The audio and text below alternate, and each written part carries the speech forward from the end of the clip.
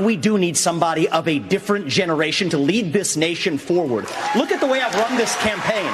Going to the south side of Chicago, to Kensington, in the middle of Philadelphia, where traditional Republican candidates don't go. We have an opportunity to build a multi-ethnic, working-class majority to deliver a landslide, and I think I'm the only candidate in this race, young or old, black or white, to bring all of those voters along to deliver a Reagan 1980 revolution. We're going to do it in 2024. Same question to you, Governor.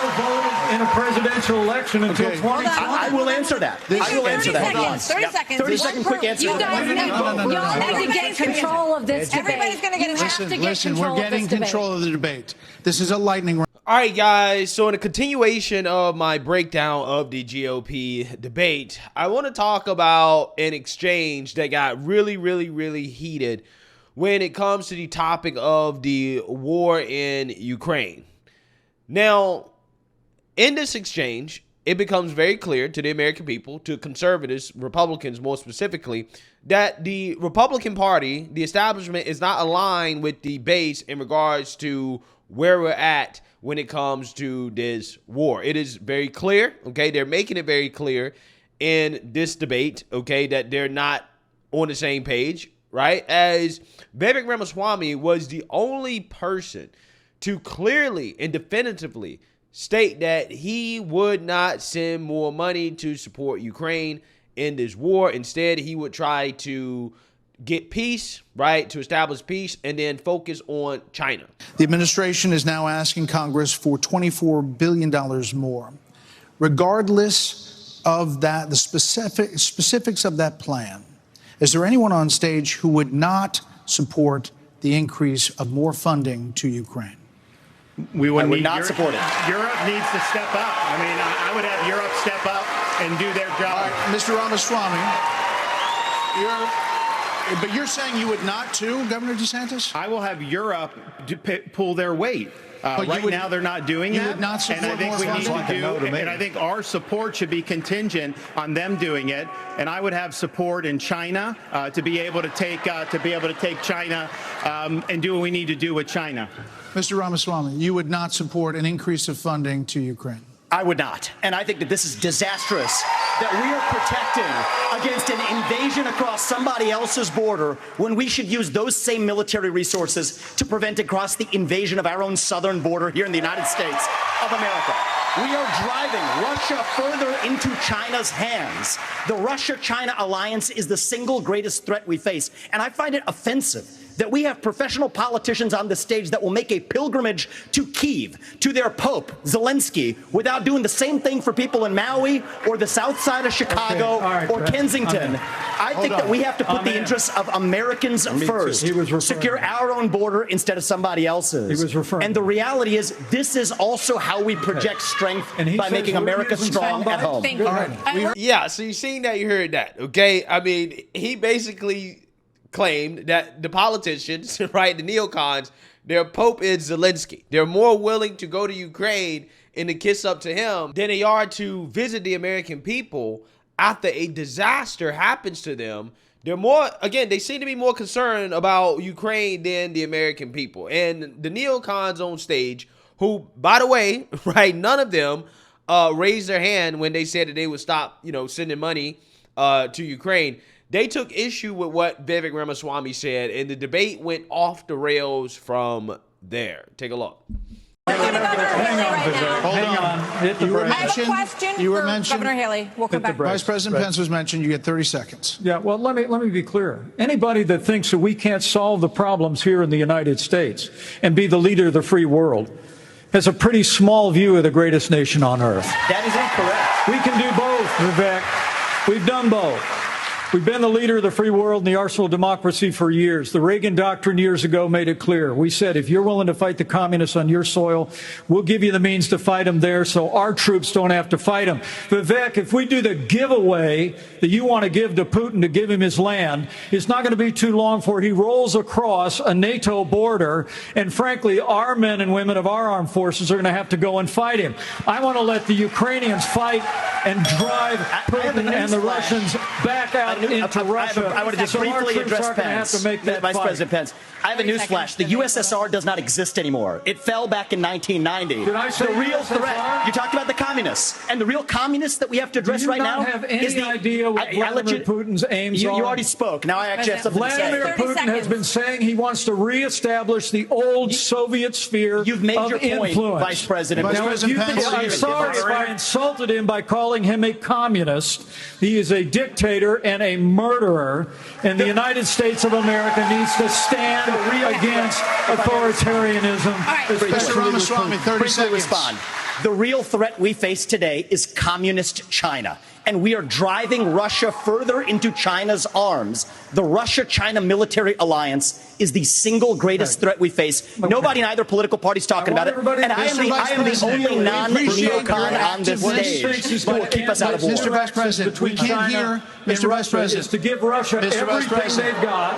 Mr. Vice President. Give them a promise that Ukraine will never be in NATO, and then somehow Mr. Vice President. China will not think about taking Taiwan. We achieve peace through strength. Mr. Vice and America President. needs to stand for freedom.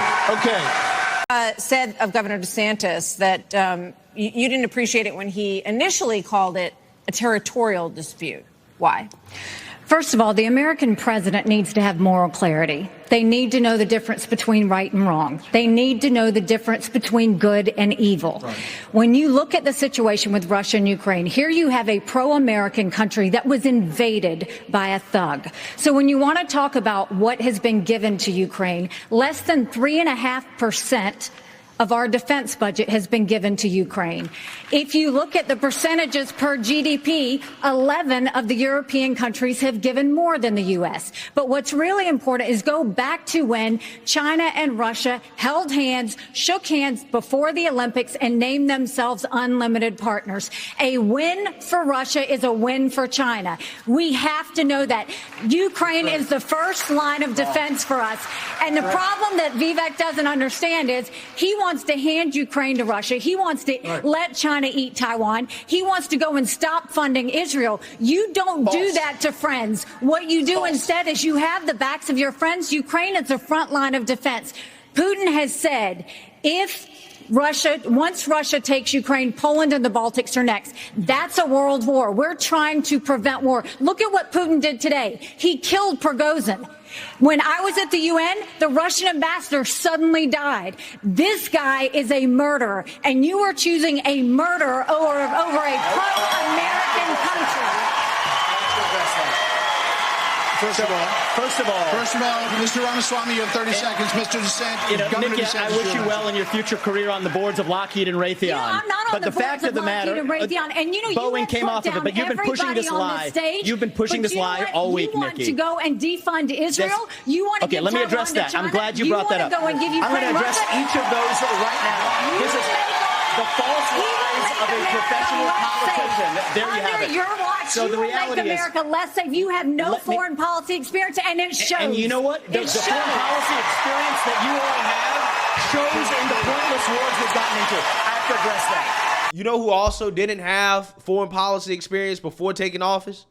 President Trump.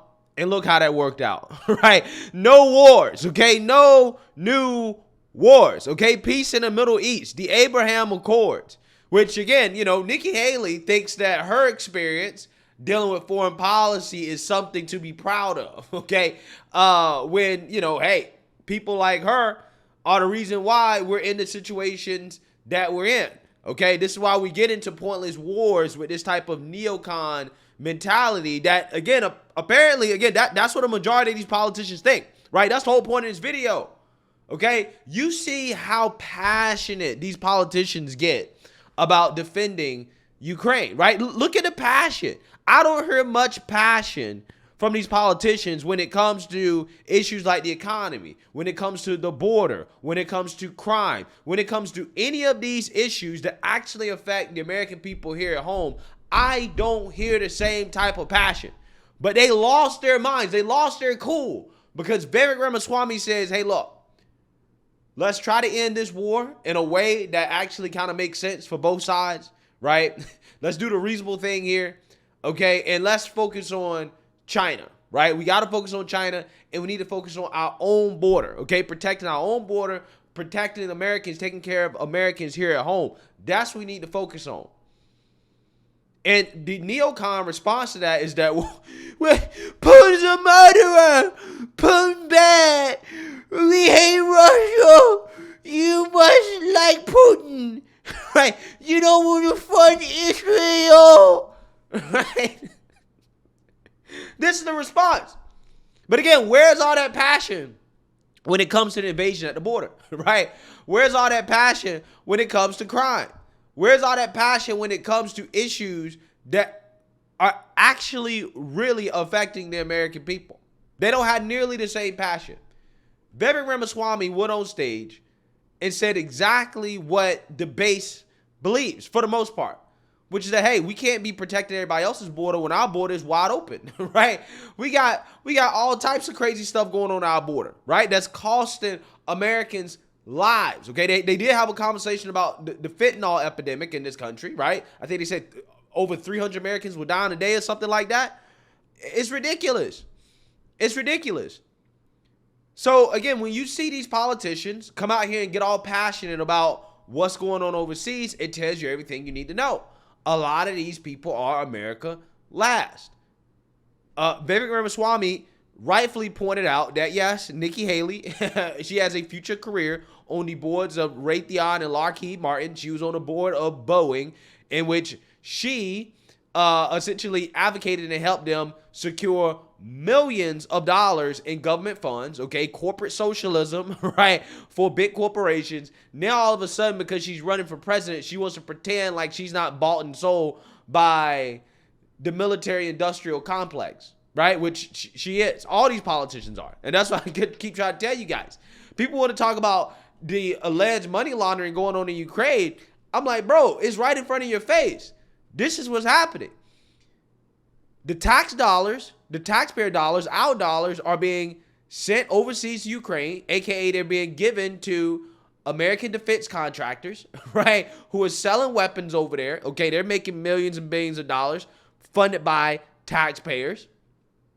And then they're turning around and donating the funds, the money that they make, back to the politicians who turn around and then vote for more wars in which they're going to get more corporate socialism, right? They're going to get more of our taxpayer money.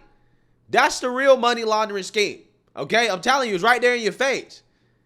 Look how passionate they got, right? When Vivek says, let's turn off the spigot, right? Let's turn off the cash cow to y'all campaigns when it comes to these endless wars, right? Look how offended they got because they know that it's going to hurt them in the pocket, okay? Especially people like Nikki Haley, who is queen neocon, okay? She is. So again, you know, it's just funny how Vivek Ramaswamy, once again, why is his man rising in the polls? Why did he win the debate last night? It's because he's more in touch with the base than everybody else on stage. Everybody else on stage doesn't give a damn about what the American people feel, how their constituents feel. They're like, no, we're going to fund this war. We're going to keep it going for as long as we can because people are getting rich, right? Our donors are getting rich off of this stuff, right? And that's what's happening. These politicians are prostitutes. That's why they got so offended when Vivek Ramaswamy rightfully claimed that they're bought and sold. They are. They're bought and sold. They're traded like Pokemon cards, bruh. They really are. That's what it is, okay? It's a shame, but this is the way the system works. And when they get called out on it, when they get hit where it hurts, they boo-hoo, whine, and cry, and they melt down just like Mike Pence and Nikki Haley just did because he's calling them out, right? He's calling them out. It's true. It's true.